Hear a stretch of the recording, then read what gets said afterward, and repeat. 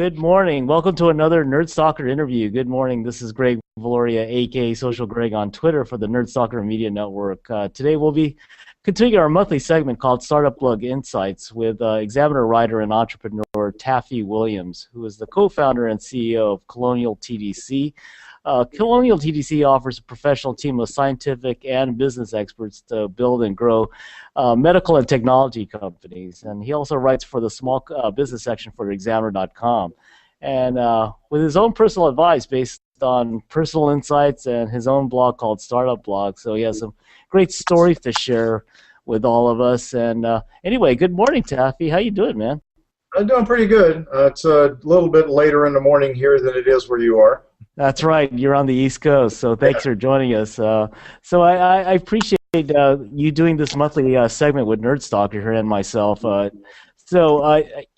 is the Startup Blog Insights for 2013. So, every month, Nerd Stalker or I choose two articles that Taffy wrote to gain some insights on his articles. So let's get started. I like the first. This is the first article we're going to talk about today, which appeared on Examiner.com. It's 5 ideas that facilitate creating a startup business. So, let's just go down the list. Sure. Solve problems. Let's talk about that. Yeah, solving problems. I mean, if you're going to create a company, and one of the things that you might look at is what problems do people have? They may or may not realize it, but if you can find a unique way to solve that problem for them, it may represent a business opportunity. And as we were talking just a little bit earlier before we started on the broadcast, actually this kind of arose over the last week or so, but yesterday I met with a young lady who started an IT-based company, and that IT-based company was designed to help people plan out and identify locations of materials that would be important if for some reason they died. An executor steps in, they don't know where the will is. They don't. Most of the times they don't ask. They may not know where documents are. They may not know where accounts are. They may not know where titles are. They may not know where anything is. And this young lady's figured out a very unique software IT-based system that would integrate. So having gone through this actually very, very recently with the loss of my father, which was within the last few weeks, and you'll hear a little bit more about that. As we step in to try and figure out how to bring things together, we're learning, the family is learning, well, we don't know where anything is, we don't know how to do these, but this lady has figured out how to solve it. And she has it in a way that while you're alive, you plug in all the information, you make it available, you might work with an estate planner or whoever it is you're doing things with. It took me 5 seconds. I've never had this happen. She walked in, she described what she was doing. I knew exactly who the customers were. I knew she had a viable business. I could see what she had done and everything else, and she was solving a real problem. And that's a really great business opportunity. Right. So she solved the problem, which was a problem that everyone has eventually and has to deal with. So. It's a problem that everyone has. They may have, and she's provided a unique set of tools that would make it much easier if you just followed what she had. Right. Let's go on to fulfilled desires. That's a want and need in everyone, right? Yeah, it is. I mean, you didn't know that you wanted a smartphone until you saw them. You didn't know that you needed to be able to call people until out in the street until you had a phone. And as you begin to see these, and if you're like me, I'm kind of a techie.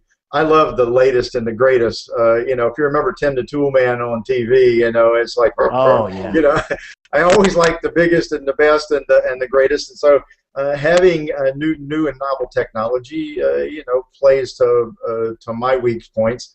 And I'm always looking for things like that. So to the extent that you can present somebody with opportunities, and maybe it's a place to eat that is unique.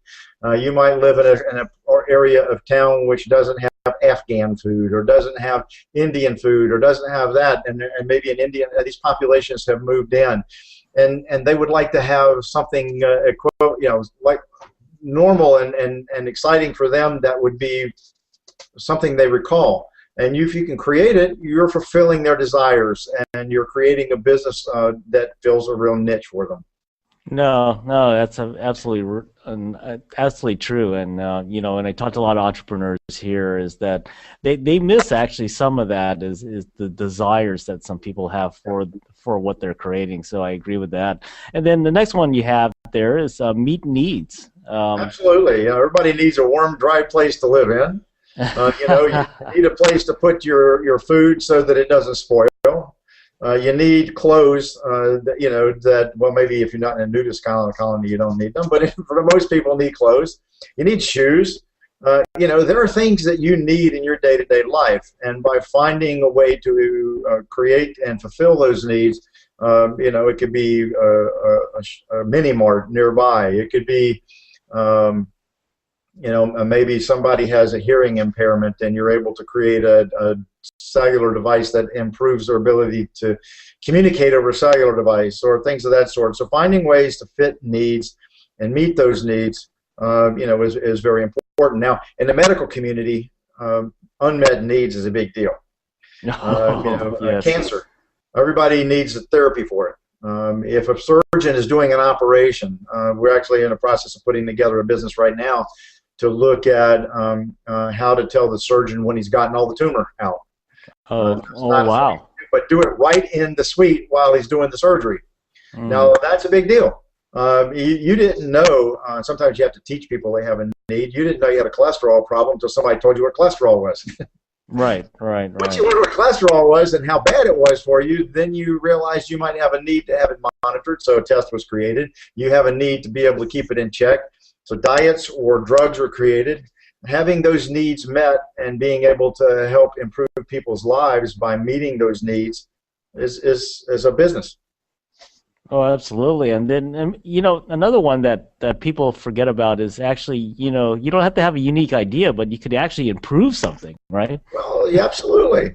I mean, you're young enough that you may not remember those big TV sets with the tubes in them. They're heavy. Maybe. I have flat screen TVs now. I mean, my computer screen is a flat screen. It used to be a very big, heavy, bulky thing that fit from, that was about 22 inches deep in from the corner of my desk going backwards. The computers, every year or year and a half, there's an improvement. Now they're adapting them to where they're very thin, very lightweight things you can carry on an airplane, and then adapting and improving your storage devices. I didn't even know what a cloud was 5 years ago.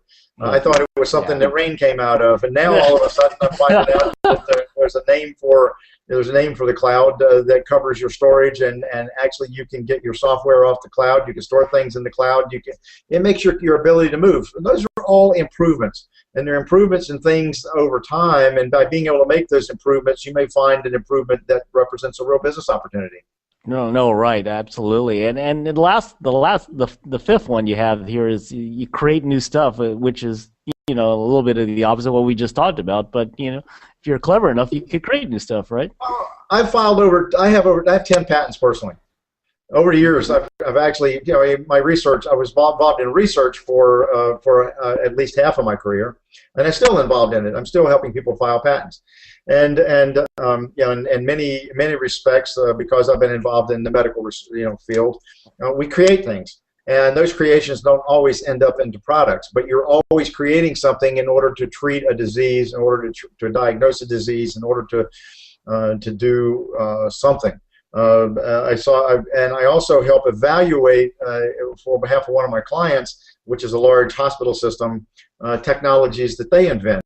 And in the middle of a surgery, a physician could be recognizing that something he's doing in the surgery would be easier for him if he just tweaked something he was using and modified it slightly. And modifications actually create new devices and new product opportunities, and through that process of creating things, you create a business. Oh, I see. Wow. No, those are five really good insights or to facilitate a startup business. I mean, the think about, especially nowadays. People are saying, I really want to start a business, but where do I start? And those are really 5 good guidelines to at least see if there's a need you could solve, or you could create a new thing. Or, in other words, so thanks. That was really good. So let's move on to another article you wrote. It's the 3 levels of influence that can change the world, which is really a social behavior, but I'd like to hear some of those things that you talk about. Let me tell you how it first came about. Okay, please. I am one of those people, and if you read my blogs, you'll see things where I comment on having bosses that are less than desirable. I'll be polite. And this doesn't come from personal experience, right? I'm just kidding. I can tell you that every single thing that I write has a basis of an experience that I've had to go through. Everything. I believe that. Absolutely nothing in any of those things that I make up. It all comes from having to live with. And in the interactions with some of the people that have been my bosses in the past, for whether it was me or someone else, I have actually gone through periods of time when I was reading books on how to deal with bosses that are extremely horrible.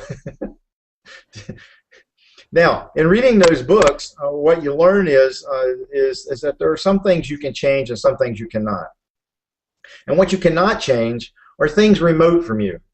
I can't go up and convince Congress presently. I don't have the clout to do that, to put an immigration bill in place. I can't go convince them to reduce my taxes. I can't go do that. What I can do is I can talk to my kids. I can talk to my wife. I can provide. I can talk to my best friends. I can get influence. And I can influence them. And so let's suppose you're in a work situation and you have a really horrible boss. The first thing you got to learn how to do is to survive. And that may mean understanding that the boss is the boss, even if you don't like them. And that you can try to influence that situation by making yourself be a kind of person that helps that boss accomplish things they want to accomplish and stand out. Your worst case scenario is that you leave and you go somewhere else. But at some place in the future, they remembered you helped them and they provided a recommendation that was positive. All right. So by doing that, you can influence your environment. You can influence the people that you work with on a day-to-day basis, and you can you can have those types of interactions. And everyone that you interact with, that you develop a relationship with, is someone you have more influence with. And as you begin to talk to the people in your second level, and your second level is, now I've talked to, let's say I know you, because we've talked a few times, and later you decide to introduce me to a friend. And I talk to that friend, and we get to know each other, and all of a sudden they become from a second level to a first level. But in that process, as a second level, between my influence on you and your influence on them, and my influence on them as my second level, I might be able to produce an influence there as well. Over time, if you are networking and you're interacting, you actually build a much wider first level. Your second level, therefore, is larger. And the second, so at each one of them talk to people they know, and they have joined your camp and your beliefs, your ideas, what it is you want to accomplish. You have an ability to extend that beyond where you are with those direct people, and there are those major 3 levels. And so by working your first level and increasing your first level, and then gradually into your second level, you always have ability to influence your third level. Right. So, I mean, you've given me a lot of examples of what you've done that now, where they started out this remote level, and then you said that you've helped them and actually almost intimately got in business with them through different ways. You could either fund them, or you could actually consult with them and they pay you or whatever. But that's how you were telling me a lot of stories how it's moved actually rather quickly in your life, right? In some cases, it can. I met a young lady that wanted to start a business and had never done it in the IT sector. I had actually met some people that were in the Bay Area. I was talking to this young lady here.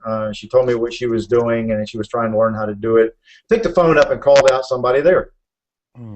This lady flew out to meet them, sat in a boot camp. She's now working with them day to day. They provided her with mentors. They actually may be funding her organization. The beta site is already up and running, and she has managed to make some stellar headway. Wow. A phone call to somebody that I knew, on behalf of someone that I just met. And now she has improved her ability to do things, and hopefully one day she'll remember me in a fond way. You never know. But by influencing and helping and doing things, you increase your ability to interact and carry greater influence with other people. And that's kind of a positive thing, right, in this world, right? I think a lot of people shy away from even trying to increase that because they either feel that they don't have influence or they don't feel, confident that they could do that, right? You always have it. It's the same way in negotiations. You think you don't have it, but you always have the ability to walk away. You have the ability to act like you have more power than you do. And as they see you in that light, you have a greater ability to interact. And as you build a rapport with the people you're negotiating with, you have a stronger influence, and they're trying to obtain the kinds of things that you want. Your ability to influence those people you directly interact with are the strongest and the best. Use those first. You want to change the world? Start one person at a time. Start with the people you're closest to.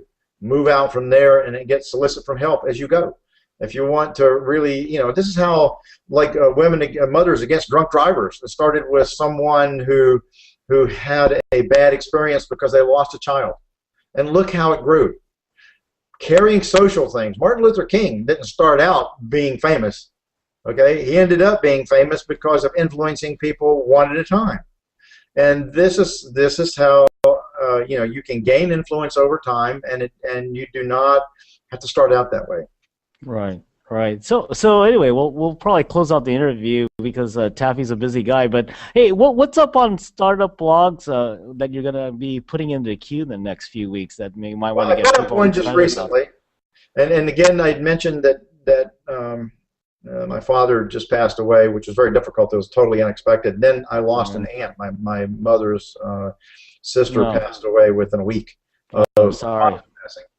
And so, my father used to tell us that live every day like it's your last, and one day you're going to be right.